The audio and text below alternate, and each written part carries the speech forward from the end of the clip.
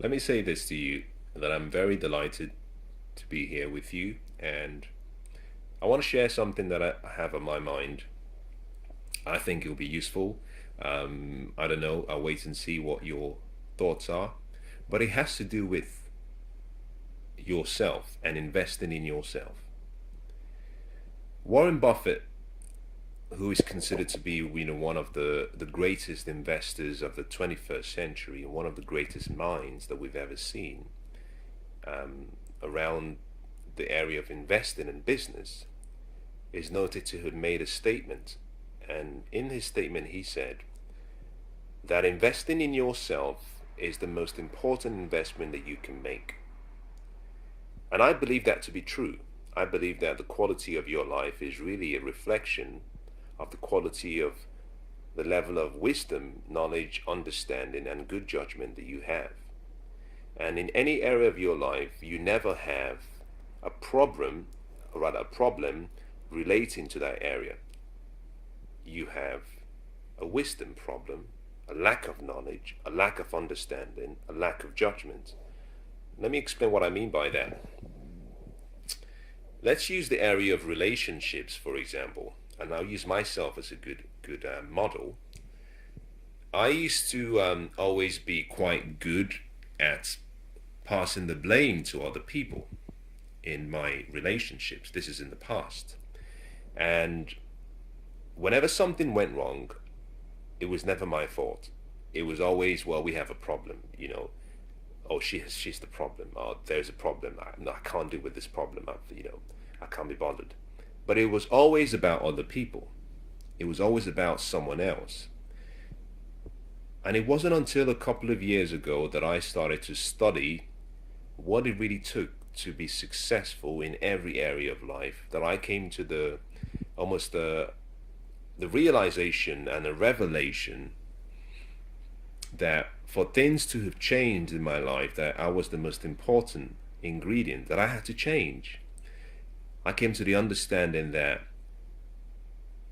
my life was a reflection of my decision and choices, that the quality of my relationships in the past was dependent on me, and it wasn't a 50-50 responsibility that was shared, that it was 100-0, that I was fully responsible. But the other part of what I discovered was that in addition to being responsible, I came to the understanding that it wasn't that I had a relationship problem, that a relationship was not the problem, that the problem was that I lacked wisdom. I lacked the knowledge needed for that relationship. I lacked the understanding needed to handle sensitive issues about the relationship. I lacked, more than anything, good judgment in how I responded. So I want to say the same thing to you. I want to pass on the same message that I passed on to myself. And that is that for things to change in your life financially, for things to change relationally, emotionally, health-wise, that something in you has to change first. You have to invest in yourself first. And the best way is to start by investing in your personal development. What is that? Well, personal development is investing the time, the energy, the money or resources available in your mind, because your mind is really the gateway into your world. But in your mind, to create the future and the life that you want to experience. And it starts with, first of all, deciding and choosing an area of focus. What does this mean? We're not all born the same way. There's a statement that you may have heard a number of times, which goes like, all men are created or born equal. I don't accept that statement, not because I don't think anyone is more superior to the other, but this is the point.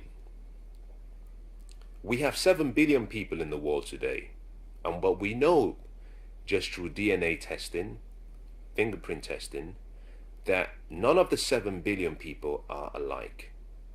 We know that each and every one of us is unique. We smile differently, we laugh differently, we giggle differently, we sleep differently, we even, some of us, snore differently, you know, we have fun differently, we are fulfilled differently. Because we have a different purpose, it means that our core makeup, what makes us, i.e., what makes us complete, is different. And just by that statement alone, we're not equal. We all have been given equal opportunities by life, some more favorable than others based on where you were born, but we have all been given gifts, talents, skills, and the potential and ability for us to be able to fulfill our purpose. So on that basis, there is some level of equality in the fact that when no one is, no one has been carefully selected above another. I like the parable of the talents, which is a very unique story about a master that gave three servants different gifts. And he gave them the gifts based on what they were capable of doing, based on their potential. And so I think all of us are born uniquely different. We have unique gifts and talents and skills. We're all given almost an equal opportunity based on our skills, based on our purpose, based on our gifts. But you can't compare apples with bananas. So comparing one person with the other in itself is wrong, because both are not equal. Both are unique. They have different purposes. But let me come back to what I was talking about. Through my relationships and the mistakes that I made, and I applied the same principle in business, I've applied the same principle in my health. In every instance, I've come to the understanding, and it is my complete belief, that there is no such thing as a problem in an area of life. And by that I mean a problem relating to that area. So I don't have a financial problem. If I'm broke, I don't have a financial problem. I have a wisdom problem. I have a knowledge problem. I have an understanding problem. And I have a judgment problem. I'll give you a classic example. I've just come out from a transaction that I just did, a business transaction. And I want to share this because I think it will be helpful for someone. In hindsight, I would have done something differently. So after I had gone into the business transaction, invested the money, got the business set up, is operating, I always tend to sit down and ask myself the question, what did I do right and what could I do differently? As part of the second assessment, which is what I could do differently, I started making notes. And now let me give you a success equation here. This is so powerful. I think it's so simple and powerful that if you apply it, this could change your life.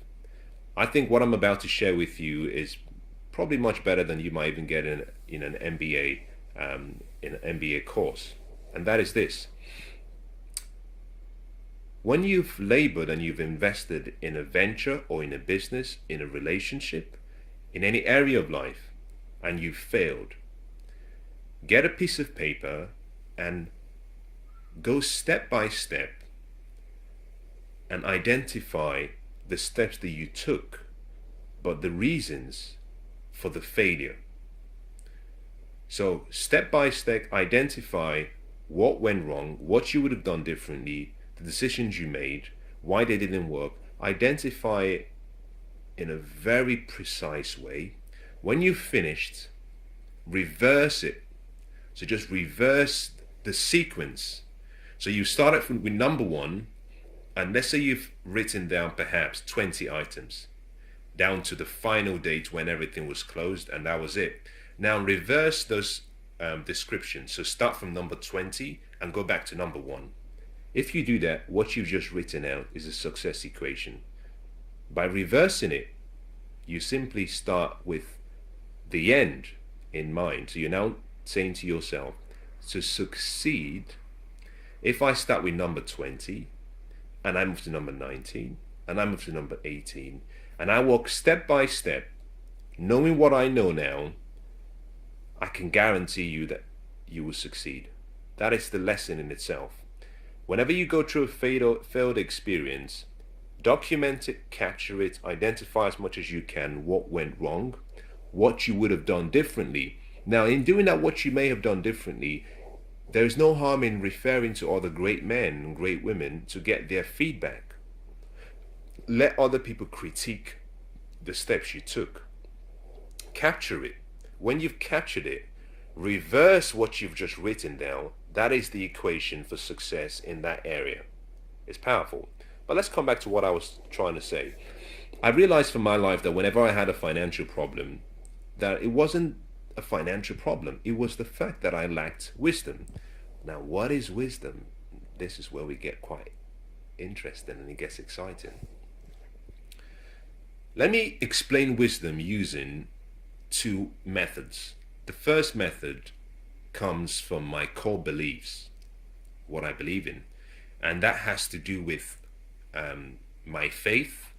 And on that basis, I say wisdom is understanding and being able to recognize your limitations in what is possible and what is not possible.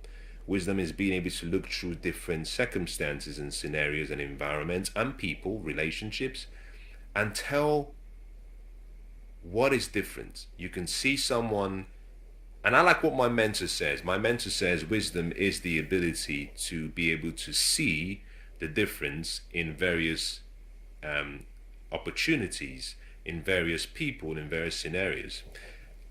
I take it one step further by saying wisdom is knowing the value, in addition to seeing the difference, but also knowing the value of what makes each experience different, and then using that value or the information to make the right decisions for you, to ensure that you achieve the outcomes that you want.